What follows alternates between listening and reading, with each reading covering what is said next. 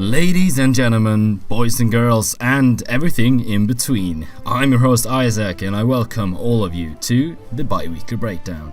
This is a show where I every other week break down the 24 battles that's been played and compose a top 5 list out of them. Man, it feels good to say that again just after a week of the last show's release. And as you can probably tell, this show is gonna be back on track very soon if I keep up this pace. But before we get started, I'll once again mention that these picks are 100% subjective, as always. And when we get battles like the ones played in week 5, this list is bound to get a hell of a lot more bias than usual. But with that out of the way, let's begin the week 5 and 6 breakdown. Alright, so if you remember last week, I mentioned that my favorite type of game was reverse sweeps, or just like sweeps in general, and if you pay the slightest bit of attention during this week's list, you'll most likely notice sweeps being a bit of a reoccurring theme throughout the video. And what better way to start a sweep themed list with a reverse sweep by one of the sweep masters himself. It's of course Sebasaur in his week 5 battle versus Dr. Slaking. This was an interesting game to say the least. Like, Slaking played his early to mid game so well. Like, so well in fact that at turn 21 he was in a 5-2 advantage, with Sebasaur only having his Weavile and Dragonite left. However, when the Weavile is KO'd by the Terrakion, Sebasaur's Dragonite comes in and Slaking makes some questionable decisions, resulting in a double Dragon Dance, and well, the rest is history.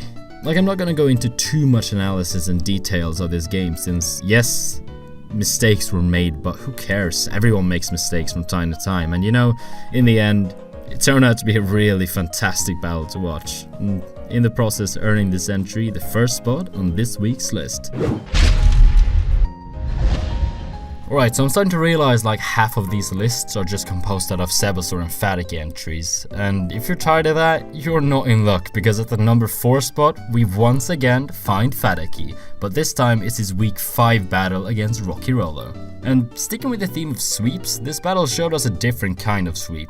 The classic, set up one Dragon Dance and kill the remaining 5 mons in front of you. No, but for real, Rocky really had no way of stopping this Zygarde after that Dragon Dance, since Celesteela didn't pack Hidden Power Ice and the Air Slash didn't really do anything, resulting in the battle being over just 7 turns after the initial Dragon Dance was set up. And as mentioned in an earlier episode, Fadakie is just Kenneth's temporary replacement, and for week 8 onwards, Kenneth will be taking over again. So having Fadakie on the list one more time to highlight his great performance this season just felt really fitting. Now when our Cav and Strompfel are about to battle, I'm expecting a calm and collected battle with calculated plays and risks from both sides. A playstyle both of these coaches have mastered. And you can say my expectations were shattered, because Cav really went all out offensive in this week 5 showdown against Strompfel. The game looked really standard like the first 3 or 5 turns, with rocks being set up and chip damage coming through from both sides. But that didn't last very long, because by turn 8, Cav's Diggersby had set up not only an agility, but a sword stance to top it off, and things were looking scary as all hell for Strompfel. However, he had a plan, and after his Weakun survived with 2% health, the Diggersby gets KO'd on a Scald. But Cav was really having none of that, and he sends down his Tyranium and starts setting up a Dragon Dance. But thanks to a Scald burn from the trusty Suicune, Strompfel was able to deal with that Tyranium as well, and by turn 22 Strompfel was up 3-1, and it was looking that this was gonna be it. Well, at least until Cav showed us his ace up his sleeve when he flame charges on Stromp's choice-locked Magneton, causing him to outspeed all of Stromp's remaining mons, resulting in a swift reverse sweep. I mean, this was a highly anticipated battle. Like, when the schedule for OWL Season 3 was released and I skimmed through all of my team's battle, this one immediately caught my eye. And I tell you, I was not disappointed in the slightest. However, I do try to keep my bias in check when making these videos, which is why I think it's very fitting to put this entry at the number 3 spot. Alright, so we've seen setup and reverse sweeps now, and the only thing really missing is the good old 6-0 Moxie sweep. And providing us with just that is the Forecast's very own TangelaBoots in his Week 5 battle versus Tony of Drei Attack. And if you take a look at Tony's Week 5 team, you quickly realize his dark fighting switchin is basically non-existent. And if you point your fingers as Primarina, well, say hello to a +2 poison jab. There's nothing too much to say about this game other than that Boots realizing the offensive threat of Scrafty and bringing it in at the perfect moments versus a wish-passing Umbreon. And after the Dragon Dances, it really only took 7 turns for Tangela to provide us with the first 6-0 sweeps of this season, giving him a well-deserved spot on this list. Alright, so once again we're at the top voted battle of Week 5 and 6, and the winner this week was Luke of Clout 9 versus Dr. Slaking of TBC. And as you might have noticed last week, I'm pretty shit when it comes to analyzing these games, since you know, they're usually the polar opposite of how I like to play. However, something I would like to highlight in this battle is Luke's phenomenal ability to counter enemy setup. Not only once this game, but twice. The first time being against Slaking's +4 Calm Mind Reuniclus, and fun fact about Reuniclus, it rarely gets 1-hit KO'd, and especially not by any of Luke's mons. But this is where Miss Magus comes in, because as it turns out, Luke came prepared, and one well-timed trick was all it took, because when Slaking goes for the recover versus the Miss Magus, he gets tricked as choice specs, and boom, you've got yourself a +4 choice locked Reuniclus only able to use recover. Threat neutralized. But Slaking wasn't about to be stopped by a simple trick Miss Magus, and later on in the battle he starts setting up once more, this time with his Moxie Stellium Seed Salamence. After 3 Dragon Dances, Luke was once again pushed against the wall. But there's a catch. Luke manages to land a Toxic on the Salamence whilst it's setting up, so Slaking only has 4 turns before it goes down, and there's nothing on Luke's team that does not get 1-hit KO'd by a +3 Salamence. So ultimately, Luke is risking losing 4 out of his 5 remaining mons. He however manages to play really well around Protector and Earthquake predictions, so in the end he only lost 2 out of his remaining 5 months, allowing him to clean up the rest of Slaking's team with relative ease. Now Luke handling setup wasn't just a one-time thing, he's been doing this through the season and even in previous seasons of ML.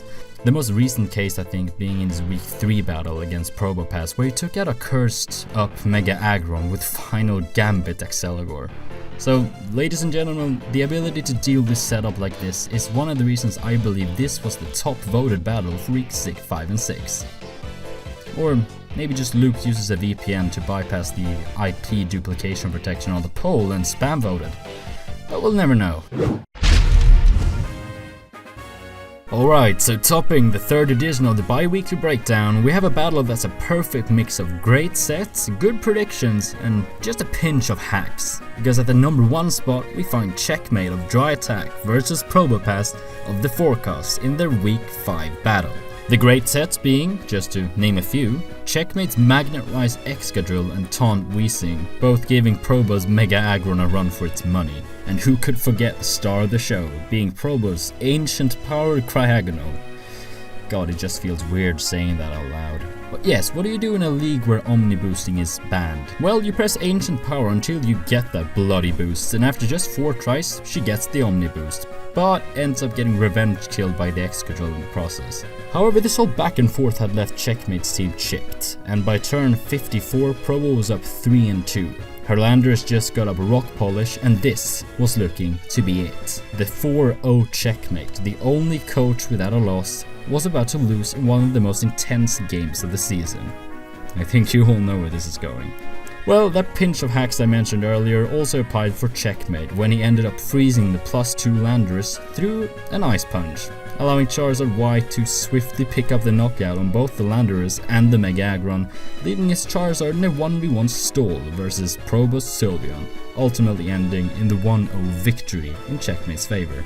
And yeah, losing to hacks like that sucks, but you can't bash Checkmate since the RNG is a vital part of the game and it's just how the things are. Sometimes it's in your favor and sometimes it's not. Either way, this turned out to be one of my favorite battles of the entire season, so hacks aside, it was at least entertaining as all hell to watch. Now that's gonna be the end of this list, but for ending the video I'd like to quickly announce that the next one will be a bit late. Like, later than usual, just due to the fact that I have a lot of work at the moment, and in about a week that will all be over, so I'll be back in a full swing. However, if you have any opinions about my entries in this video, good or bad, please do make sure to leave them in the comments below.